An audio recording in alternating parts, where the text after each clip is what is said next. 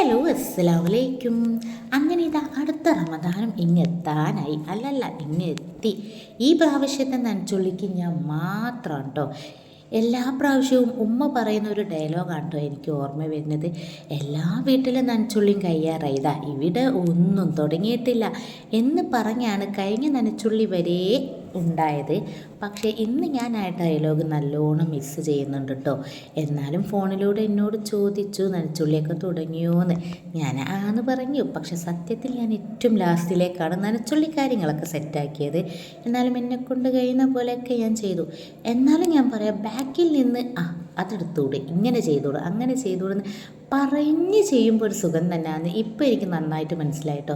കാരണം ഇത് പറയാനൊന്നുമില്ല, ഒക്കെ ഞാൻ തന്നെ ചെയ്യണമല്ലോ. പിന്നെ സഹായത്തിനും ഉമ്മേൻ്റെ ഒരു കൈ ഉണ്ടാവല്ലോ.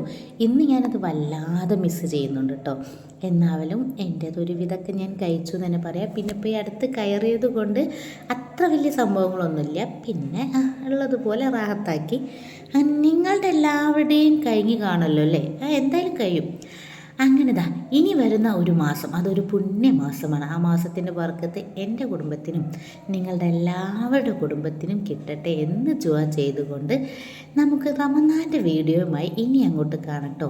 ഞാൻ ഈ വീഡിയോ സെൻഡ് ചെയ്യുമ്പോഴത്തേനും അപ്ലോഡ് ചെയ്യുമ്പോഴത്തേനും കുറേ ടൈം ആവും. കാരണം ചിലപ്പോൾ റമദാനൊക്കെ ഇങ്ങോട്ട് എത്തിക്കാണും തന്നെയാണ് എൻ്റെ ഒരിത്. കാരണം എനിക്ക് ഈ വോയിസ് ഇടണം ഭയങ്കരതാണ്. അപ്പോൾ എന്തായാലും റമദാൻ വീഡിയോയുമായി കണക്റ്റായിട്ട് ബൈ ബൈ, സീ യു.